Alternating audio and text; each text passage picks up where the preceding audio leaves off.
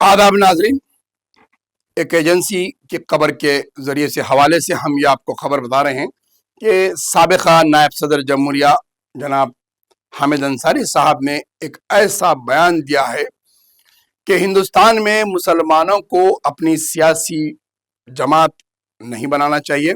अगर बना रहे हैं तो ये सेहतमंदी की अलामत नहीं है। यानी कि जमहूरियत में मुसलमानों को हिंदुस्तान के अंदर सियासी जमात बनाते हुए उभरने की कोशिश नहीं करनी चाहिए। ये हामिद अंसारी साहब जो साबिका नायब सदर हैं, इनका बयान है।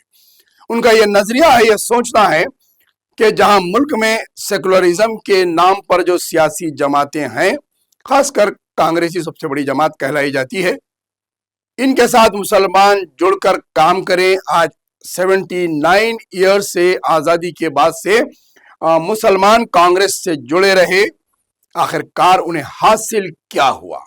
इसका जवाब हामिद अंसारी साहब ने नहीं दिया, लेकिन उन्होंने मुसलमानों की सियासी जमातों के बढ़ते हुए रुझान पर तशवीश जाहिर की है।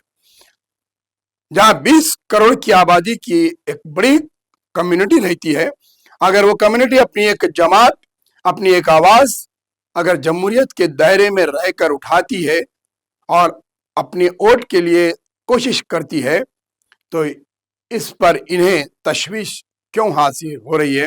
ये बात मुसलमानों में पैदा हो रही है, जबकि आप उसकी हौसला अफजाई करना चाहिए, लेकिन आपने उसे सेहतमंद नहीं कहा। जहां सिख, ईसाई, दीगर तंजीमें हैं, दीगर कौमें हैं, इनकी अपनी सियासी जमात है। जहां दलित अपनी सियासी जमात बना रहे हैं, जाट बना रहे हैं, यादव बना रहे हैं, मल्ला बना रहे हैं, कोम्मा है, कप्पू है, ब्राह्मण है, गुजराती हैं, ये कई एक मजाहिब के लोग इस मुल्क में रहते हैं। अगर वो अपनी नुमाइंदगी पेश कर सकते हैं, वो अपनी जात, अपनी मजहब, अपनी कौम के लिए जहां मजहबी तंजीमें चलाते हैं, इदारे चलाते हैं, अगर सियासी जमातों में भी उनका मुकाम और उनका मर्तबा है और वो अपनी सियासी जमातें चलाते हैं, अपने एनजीओ चलाते हैं, तो कौम की, इस मुल्क की सबसे बड़ी अक़लियत होने के नाते मुसलमान क्यों नहीं सियासी जमात चला सकता है?